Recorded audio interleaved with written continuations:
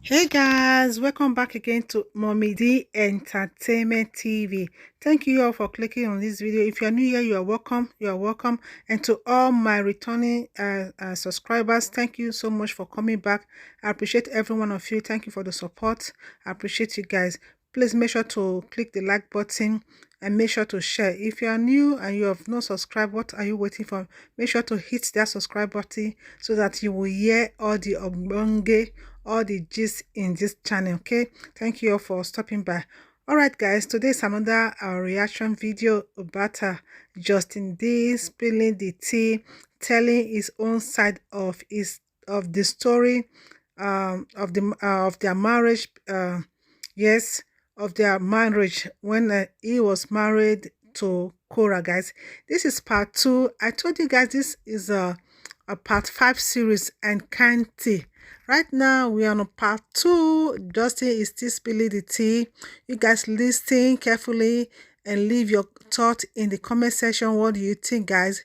He said he's not keeping quiet anymore, but some of the things he's saying, and guess what, guys, he is actually like telling his own side of the story from the book Cora wrote. Guys, you guys just watch the video and leave your comment in the comment section what you think about uh, what Justin Dean said about his relationship with his ex-wife Cora Obidi. Thank you all for watching. Make sure to like the video. Hey guys, I'm back. So, my patient moved till later, so I have more time this morning. So, no story is complete without like kind of a backstory. My backstory on how it is that I found myself to be harassed by millions of people on the internet on a daily basis. It's important for context. It's important so that there's going to be many people that are new to this story. So this is just going to be my backstory. I got some time now, so I'll just kind of tell you about myself and how I got to become one of the most harassed people on the internet. Essentially, I was born in Idaho. I was born, I have a great family. I had a great childhood. I was raised on 100 acres. My grandma had 100 acres, and I spent my time exploring and playing outside, raising frogs, pretending sticks were guns, you know, climbing trees, having competitions with my brothers on who could climb the tree the highest and jump out the highest. I mean, one time I literally thought I was going to break my heel. You know, a pretty active childhood outdoors. And then when I was about 10 or 11, we moved to Hermiston, Oregon, small town in eastern Oregon.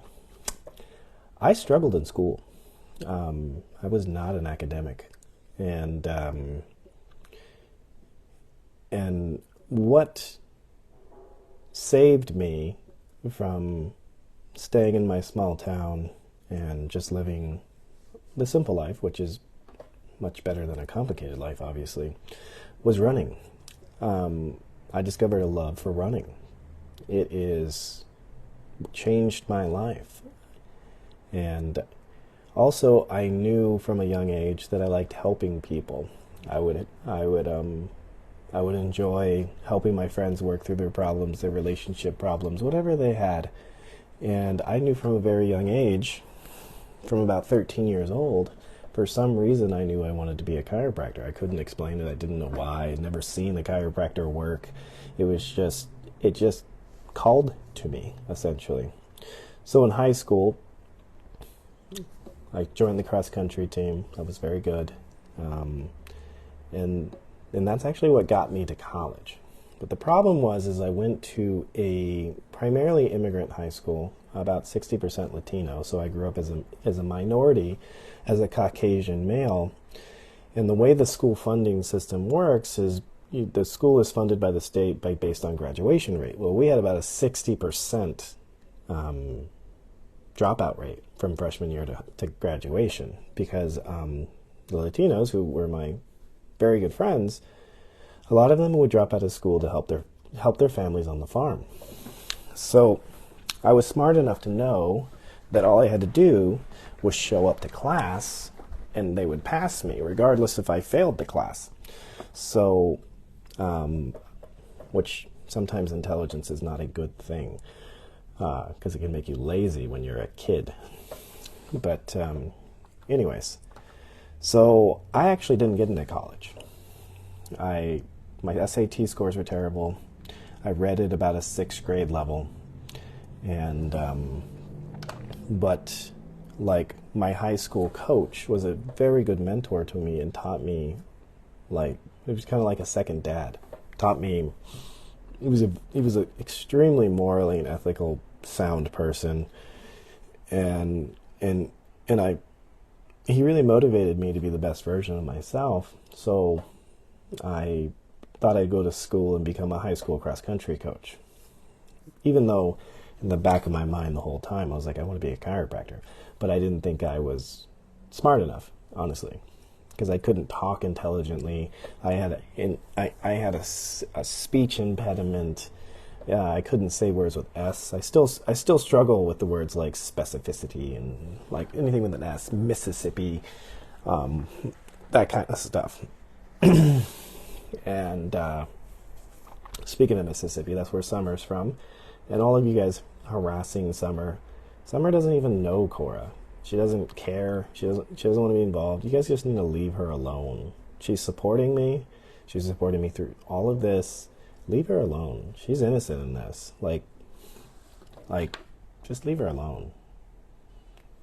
So, anyways, my college coach pulled. I was about a 16 flat 5K runner and about a 420 miler in high school.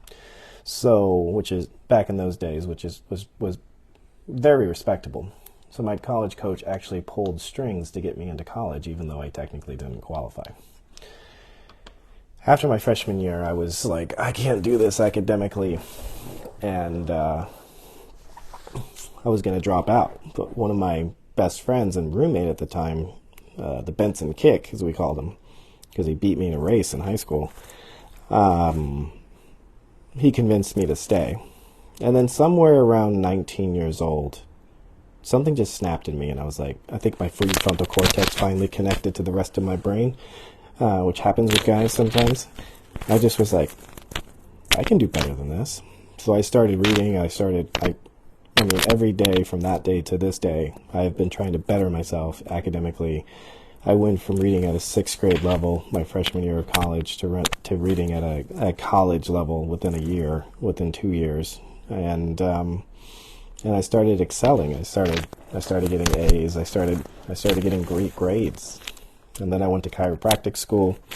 And then I decided I'm going to be a chiropractor like I always wanted to. So that's what I did. Once I got to chiropractic school, my college sweetheart actually went with me, and she was having hip injuries. And I took her to all the best sports chiropractors that I could find, guys that worked with the Olympics. And none of them could fix her. And then I took her to my mentor, who became my mentor, and he fixed her in one visit. And I had to rethink the entire profession that I was coming in. So he fixed her in one visit. It was a disc issue, not a hip issue, which most things are disc issues. And that started my path to, I took out as much student loans as I could, and I traveled everywhere all over the country to learn from every expert I could. And during my time in chiropractic school, I started a club called Rehab to Performance, which was a club that was meant to get chiropractors to start thinking about exercise, start thinking about sports performance, that kind of stuff, and not be so reliant on the adjustment. And it took off. It took off into every chiropractic school in the country. I was the leader of a cult, essentially. A cult in a good way. A cult that was trying to be the highest versions of themselves, provide the highest quality of care. And right after I graduated, I started touring the country and teaching seminars, because I became very good at mixing and matching different approaches. In my first year outside of chiropractic school, I co-invented with my mentor, Philip Snell, a cutaneous nerve entrapment release. And I presented that for for national conferences. I represented the naturopathic profession of Oregon, and I was very much out there educating other doctors. I was teaching seminars. I was like a traveling nerdy rock star. So, no, I didn't have social media fame, which is what everybody cares about this way, but I gained a lot of respect in my profession, and which I still have. And through all those seminars and teaching other doctors and showing what I could do, I was recruited to China. And that's how I got to China. So I'm absolutely dedicated to my profession. I love my profession. I love helping people. I love fixing complex issues. I love learning.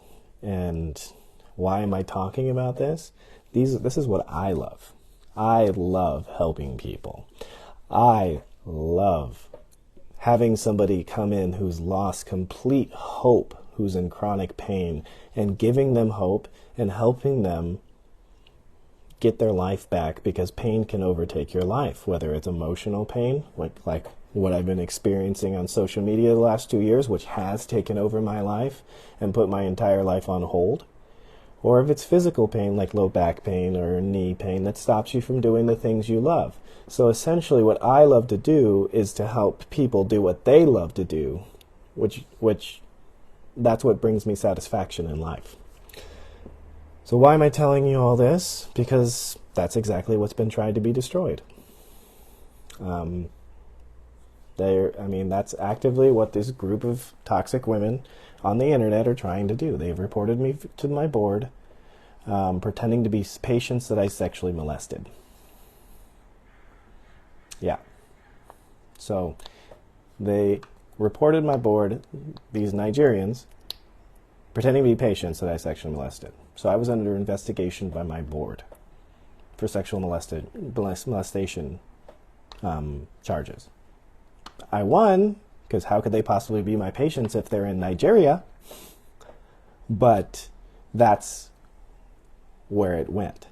So that's kind of my backstory and who I am. Obviously, the most important things in my life are my profession, which I love, which is constantly trying to be taken away from me by these people. They're making up stories. They're doing anything they can. They negatively review my business at my ex-wife's instructions publicly. And the other thing that I love is my children, which, again, they make accusations of sexual molestation online. They make accusations that I beat my daughters. They make accusations that I'm a terrible father. So everything that I love is what they're trying to take from me. And that is what toxic people do.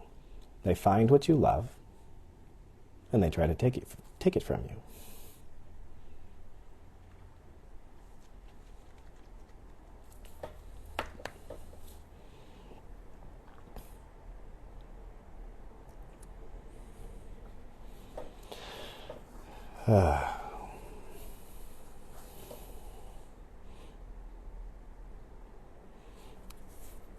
There's something called karma. There is something called karma. Karma is something that I believe in very deeply. I almost think that meeting my ex was my karma for maybe sins in a previous lifetime. Maybe I didn't treat someone well in this lifetime, but I can't imagine what would deserve this sort of punishment. But it was probably in another lifetime, a previous lifetime. So we're going to continue on. I thought I would give my backstory so that people understand who I am, what drives me, and why it's time for me to start talking. And I'm realizing, I'm like, man, I got so much stuff to go through. This is going to take forever. And it's kind of, although this is very freeing, because it's like I can finally, like, I'm not supposed to be talking about any of this, but it's like it's to the point where it's like, screw it. Like, I need to clear my name. I need to tell my side of the story, and I need to help people. Whatever the consequence, I need to help other people in toxic relationships, because my relationship was toxic, narcissistic abuse from hell, and it was displayed in the public. So there's many people that can learn from my mistakes, and I made mistakes. I should have left hundreds of times, but I was addicted to the abuse.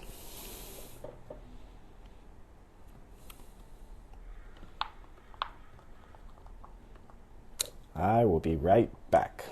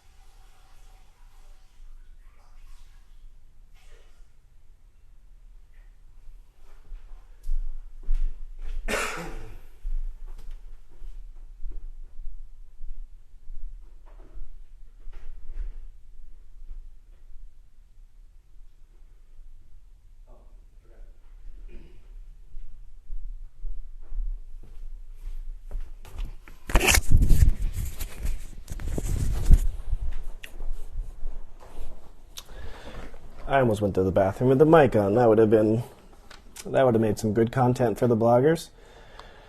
So, yeah, this is my backstory. The next backstory will be my ex's backstory, and then it'll be the time in China. I'm not going to sit on here and just bash and say that the relationship was completely toxic, because there was extremely good times when I felt like I was the luckiest man in the world. Those just happened to change once we got married. So, this is not a boo-hoo, boo-hoo, I'm such a victim. I don't have a victim mentality. I have a survivor's mentality. And I have a mentality that I was put on this earth to help other people. And if I can save one young man from going through what I have, or one young woman, then this was worth it. Any consequences that come to me as a matter of me speaking the truth, defending myself, and educating people on personality disorders, multiple borderline personality disorder, narcissistic personality disorder, bipolar, then I can honestly say I might be saving lives, because people are not as strong as me. I am so proud of myself that I have endured all of this and I'm still alive. Honestly, I have extreme gratitude that I'm alive, because the harassment, it was overwhelming. The lies, overwhelming. And it's just not fair. It's just not fair. It's not right. And I have a moral, ethical duty to tell the truth. So, if she comes out and apologizes and says that, I'm sorry I lied, I did not beat her, I did not beat her up until she had a miscarriage, I was a good husband, and she apologizes for lying, I will stop this video series right now. But we all know she won't do that, because some of the things I'm going to bring up not going to make her look good. Some of the things I'm going to bring up are not going to make me look good. I'm not trying to be a saint. I'm not trying to be like, oh, boo-hoo. This is real. This is real life. This is what people go through when marriages end, and sometimes they end in the worst way. I am not unique to this. Many of you guys have experienced similar in your life. And this is me saying what I need to say so that I can heal, because having lies told about you, especially as a man, when a woman comes out, look what happened to Johnny Depp. His whole world was destroyed, and he had to sue her. Same thing I'm going to have to do unless she apologizes. And then Amber Heard's thrift shopping somewhere in Spain, and Johnny Depp's back on top.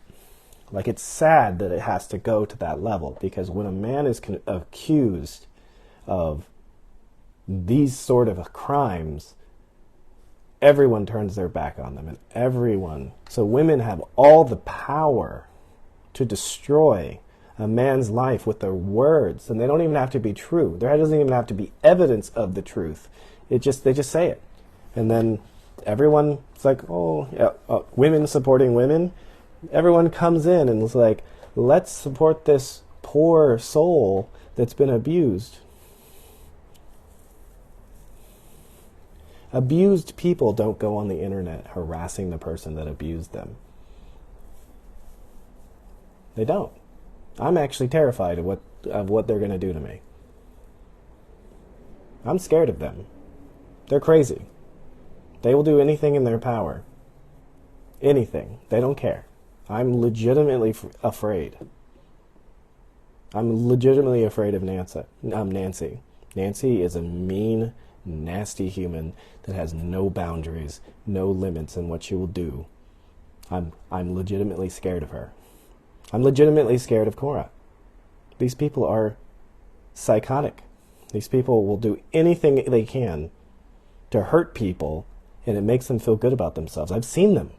I've seen them hurt people, other people besides me, and they get satisfaction from it, and I'm just like, what the fuck?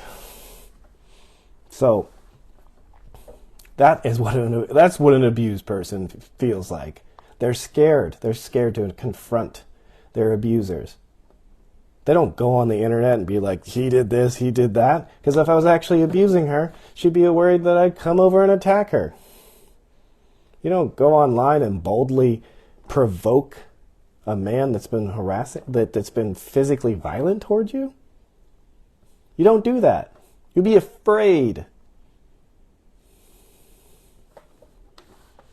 Anyways, people say man acting like a woman. That's the problem with society. You guys don't like it when men talk. You don't like it when they expose the other side. And it's sad, because that's why men suffer in silence, and that's also why they cheat on you. Why would a man stay faithful to a woman that thinks he's being a woman for expressing how he feels? This is 2023.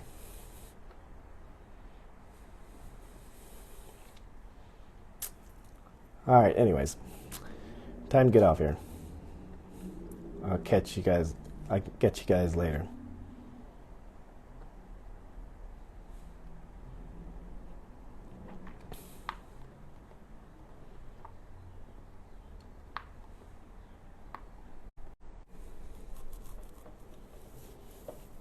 Did I have all the red flags?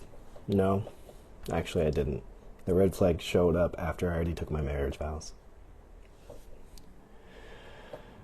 Alright guys, getting off here. Another video later. I'm gonna walk through the entire story step by step so that someone can learn from this, and I'm ready to face any consequences. I'm ready. See y'all later. Justin Dean, all this story, we've heard it all before. Guys, do you guys remember the video that went viral in America? There's this lady that is called Risa Tessa, when she said she made a series about who the F did I married. This Justin is trying to use the same tactic for his video, guys. I think he's running out of money. Like, it's a way for him. Okay, let me use this to trend so that I can make my own money out of this. That's why he's giving it part 1, part 2, part 3. You know, Risatesa has almost 50 part of who they helped that marry, and Justin is trying to do the same thing, guys. We are on the boat with this. We are here to listen, guys. Thank you for watching, and leave your comment in the comment section. What do you think about what he said? I'm here to share it with you guys, to bring it to you guys on YouTube so that you guys can listen and leave your comment in the comment section. Part 2 is done. Watch out for part 3, guys. This is a series, guys. Are you ready? Are you ready?